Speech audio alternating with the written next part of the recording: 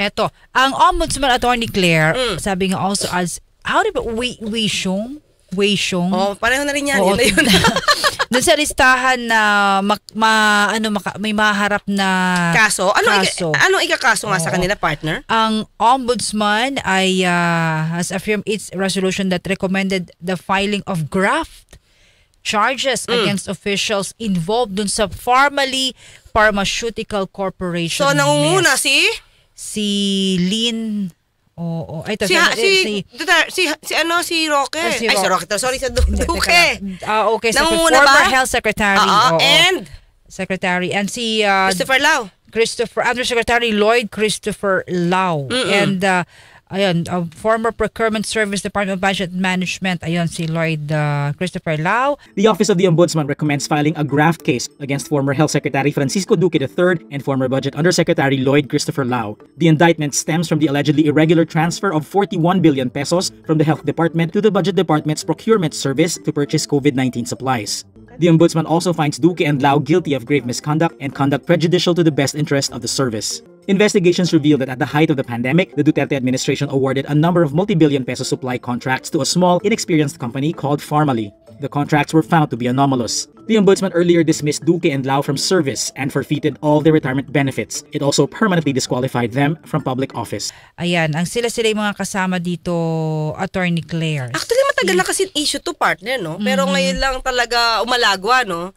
Kasi, partner, matatandaan mo, ang sabi nga nitong si Senator Gordon, dapat nga hindi lang sila, no? Hindi lang sila ang makasuhan. Kasi ang tinutumbok talaga dito na dapat kasuhan dito, maliban kay Secretary Duque, former health secretary. Si dating Pangulong Duterte. In the latest hearing, Blue Ribbon Chair Senator Dick Gordon continued to implicate the president. He called the DOH spending on COVID supplies the mother of all corruption.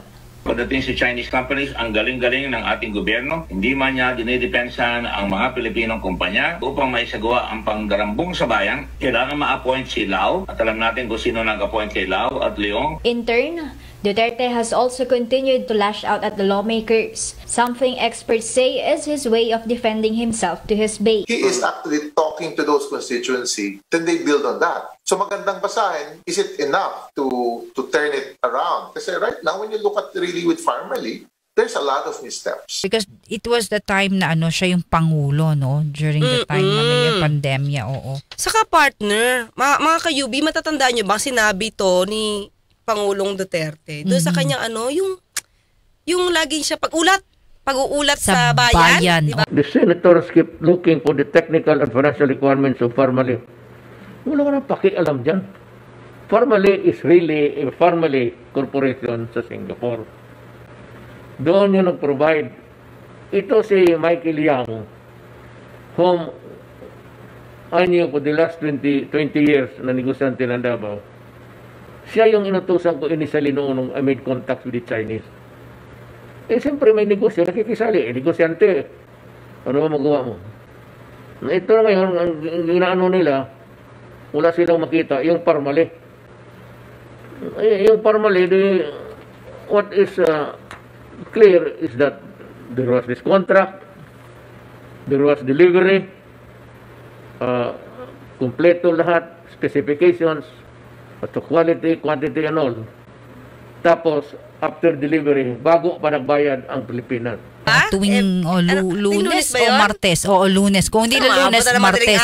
Uy, nanood talaga. Naabangan ko talaga yun, Attorney Claire. Naabangan ko yun. Kasi, you know what? Fan tayo ni Pangulong Duterte, di ba? Fan naman tayo kasi sarap naman talaga siya magsita. Lately na lang feeling ko, hindi di ba?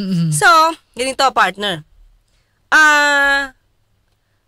Pag nagsita kasi si Pangulong Duterte, especially nung panahon na yan na nagkakagulo na at nagkakabukingan base sa mga dokumento, partner, pinagtatanggol pa kasi ni Pangulong Duterte. Lalo na binaback-upan niya pa si Secretary Duque. Halatang halata yun, Attorney Claire. The paper that they're holding, or papers that they are in their custody, are really insufficient and deficient. Kung kailangan, huwag ka munang mag-audit hanggang hindi pa natapos ang trabaho ko. Yan lang naman sana hinihingi natin. Do not conduct an audit on our work na ongoing pa. Kasi dinodocument pa yan hanggang ngayon. Kung birahin mo ako ng exit conference tapos may deficiency ganun na i-publish mo, I said, that statement of yours in that paper becomes the gospel truth. And it is not fair to the people kagaya mo who have been working, toiling para sa mga... Alam ko gusto mo nang mag-resign, pero alam mo rin na tatanggihan kita. Ngayon, noon, you have attempted to resign twice. I expect you to say something to me up this way, mag-resign ka. Sabihin ko sa iyo, hindi. Wala ka namang ginawang masama. Bakit ka mag-resign? Kung hanapin nila dyan, kung mayroon silang makita, in the end, if you find that there is mga nawala dyan, mga 500 pesos, edi magdemanda kayo. Punta ng Supreme Court. The Supreme Court will be a fair arbiter of things. Fair. Oo. Ito nga ang dating, partner. Si Secretary Duque ba talaga kaya ang dapat na makasuhan dito o may sinusunod lang siya? Yun ang tanong doon. Diba? Parang hindi naman yata siya, for me hindi naman siya makakilos kung talagang ganito. Bilyonis, partner. Oo. Okay, ito ang una nila, magkano halaga dyan sa news mo? Kasi ang news ko before pa. The ombudsman said allegedly conspired and acted in bad faith procuring RT-PCR kits worth 1.3 billion. Overpriced face masks at face shields. Ito ang isinuwalat ng Senate Blue Ribbon Committee sa pagdinig sa di umano'y anumalyang kinasasangkutan ng Procurement Service ng Department of Budget and Management at Pharmaly Pharmaceutical Corporation. PSDBM did not secure goods from where they could get the cheapest manufacturers. Makikita nyo sa recital ng facts, tuloy-tuloy yung 8.8 billion na binenta sa Pharmaly ay tuloy-tuloy at walang humpay sa loob lamang ng 2 buwan. Sumabot pa isang banat nila ng 3.8 billion pesos. Ito po naman isa, since Pharmaly is not a manufacturer, bakit tayo bibili doon sa hindi manufacturer? Ang daming patong na dinaanan bago mabili ng gobyerno. Napamahal ang gobyerno. Naglulukuhan tayo dito, mga kapatid.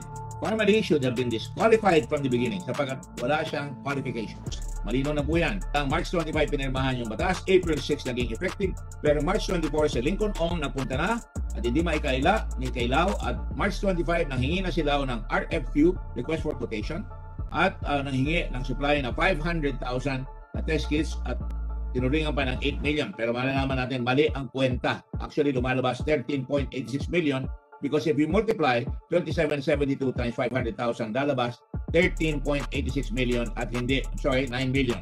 At lumalabas po dito ngayon, ang ginawa kagad ni Andrew sa tulong naman ni Grace Mago ay sabi ng ganon, manguha na tayo dito at nanguha sila sa Tiger Phil Marketing Corporation na hindi pa napapatunay kung saan galing. Hindi papatunayan kung saan nila kinuha yung 500,000 na yan at pinatungan ng Tiger Phil ng 2390 bago pinasa sa Pharmaly.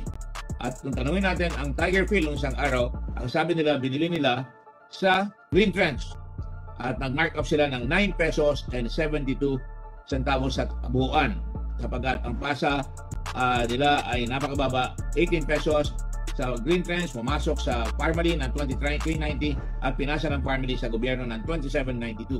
PSDBM under law, instead of ordering halimbawa itong A-Star Fortitude, ito na po yung mga test kits from a direct supplier where A Accelerate from Singapore na nagturing sa Red Cross ng presyo. Ang turing nila ay lumalabas na 125,368 pesos and 2 cents. Pero nung binigay na sa gobyerno natin nitong Pharmaly, ang presyo ay umabot ng 366,000. Bakit po? Sapagkat pinagbigyan na naman ng Pharmaly, hindi nagdirekta doon sa Accelerate sa Singapore na pwede naman gawin at instead napunta sila sa Pharmaly Indonesia. Doon po nag-supply ng 366,000. Ang lumalabas po ng halaga ay umaabot ng 688 million pesos. Yan po ang binayaran sa Pharmaly. at tumubo kaagad ang Pharmally ng 240,631.98 ang overprice, walang malasakit at walang pasintabi sa pagkasakim sapagkat kinukuha yung pinakamahal, hindi yung pinakamura. Ang kapatid na sinungaling ay magnanakaw at ang kapatid na magnanakaw ay mga sinungaling. Kasi at that time, yung mga unang tinalakay ito sa Blue Ribbon, partner. Oo. Ang pinag-uusapan nila is halagang 42 billion. Wow! Corruption scandal. Wow, ang laki, Attorney Claire. Diba? So 1.3 na lang. 1.3? Oh, Oo. procuring RT-PCR test eh. Oo. Kasi halos lahat ng kinuha nila dito overpriced.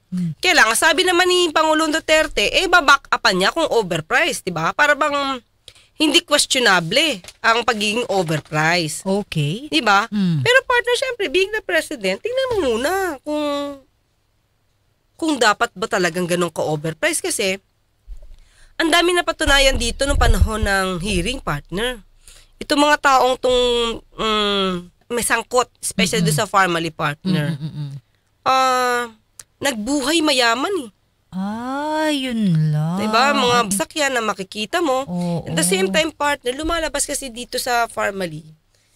From engaging in business despite holding a tourist visa since 1999 to amassing several properties and businesses, former presidential advisor Michael Yang became the subject of Senate Blue Ribbon Chairman Richard Gordon's ire during the panel's hearing.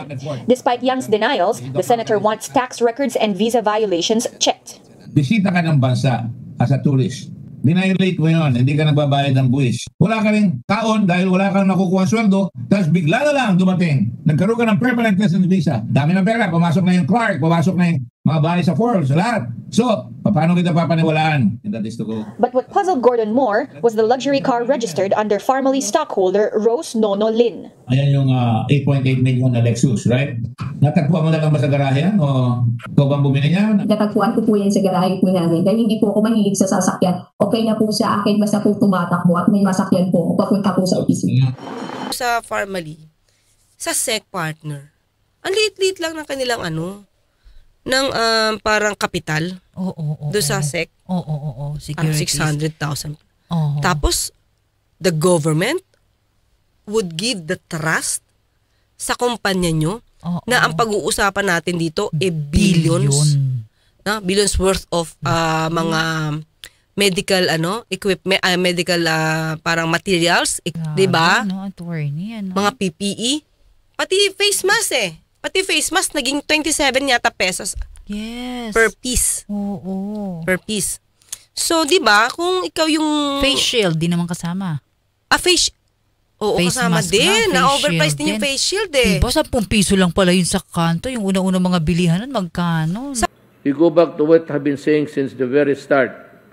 And I will say this again for the benefit of those who cannot seem to comprehend and those who refuse to understand. I am addressing this statement to Gordon.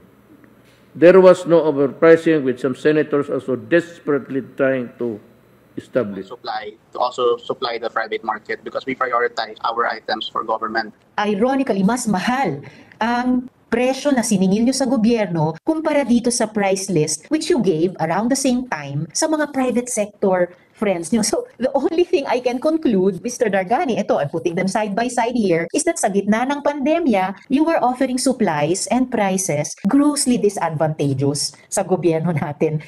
Partner, may lumilitaw dito, maliban dyan, may ghost deliveries. Everything was delivered. There was no ghost deliveries, as some senators are implying. Yun lang. Parang nakalista, pero wala naman na-deliver. Wala pa po si Royal Cargo dito. So, di ba, partner? Sa akin, syempre, dapat, si Pangulo, ikaw din ang isa sa mga nanguna dito. And as president, investigation. Alam na yun, attorney. Ganito kasi si Pangulong Duterte. Tiwala ba? Hindi, mahilig siyang umako. Kahit naman doon sa war on drugs. Mga police, di ba? Sige na, di ba? Parang I don't care about human rights. Shoot. Sagot ko kayo. Pagka na-demanda kayo, ipapardon ko kayo. Yan siya. Yun yung mga words niya, di ba? So, syempre, mga pulis, go. Ganun tipo. War on drugs tayo. Diba? Actually, partner, hindi ko masasabing hindi okay ang war on drugs. May naging magandang dinulot yan kasi marami naman natakot. Totoo naman, Attorney diba? Claire. Oo. Siguro, ang hindi lang nila na-control, yung abuso. Yung abuso. Diba? So, ito na naman. May usapan sa family. Diba may mga pagkakataon pa nga partner, ay, wag kayong pumunta dyan sa Blue Ribbon. Diba? Ipinigilan niya yun eh. Na, kung talagang you're fighting against corruption, ikaw ang mangunguna.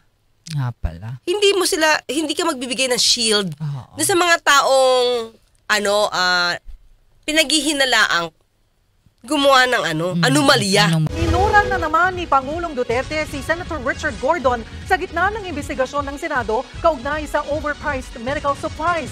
Ipinagtanggol ng Pangulo ang formally na anyay malinis ang transaksyon.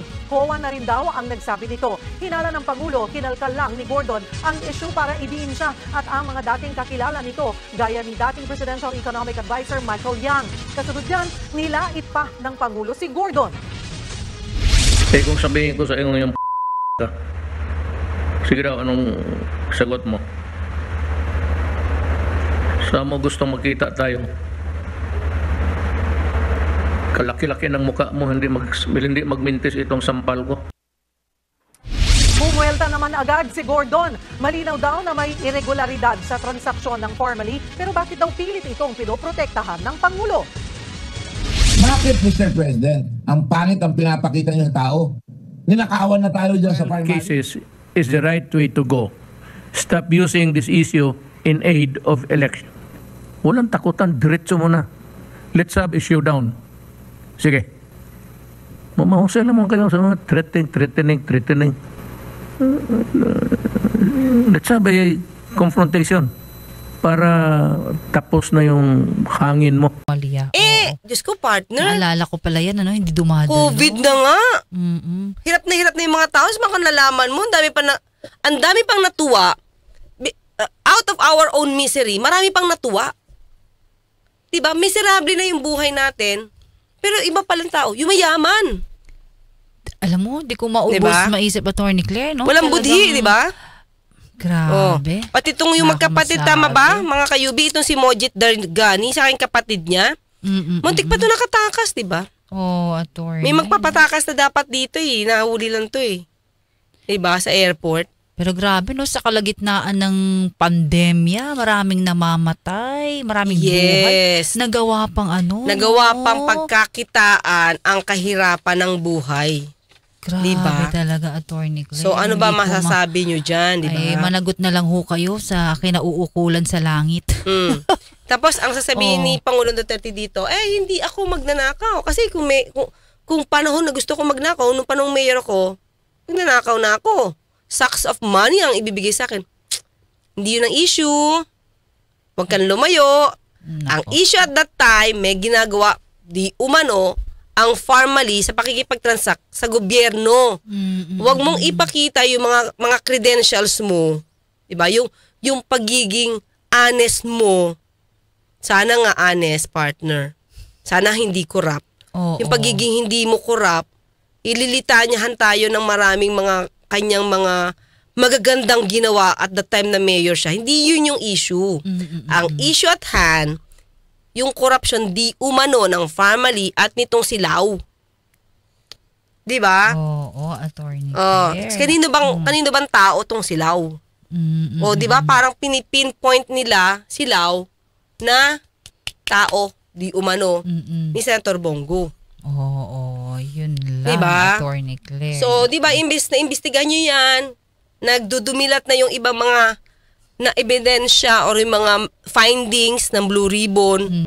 Formerly Pharmaceutical Corporation's main point person for government projects, Clizel Grace Mago, says she was instructed to tell warehouse staff to change expiry dates on medical-grade face shields. Mago admits this in a Senate Blue Ribbon Committee hearing on Friday, September 24. Senator Risa Ontiveros obtained a video statement made under oath of an unidentified warehouse staff who said they changed production date stickers on the face shields. Changing production dates effectively meant changing expiry dates. The warehouse staff, hired by Pharmaly in August this year, says they will get face shields with stickers bearing the production date of 2020. 2020, removed them, and changed it with a sticker of 2021 production date.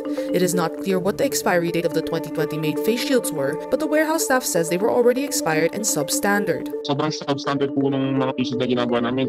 Asked by Senator Richard Gordon if by doing so they swindled the government, Mago says she believes that is the case. Mago claims it was formerly pharmaceutical treasurer Mohit Largani who instructed her to do so, which the latter denies. The instruction did not come from me. I believe it was Crizel asked it in our group if this is doable.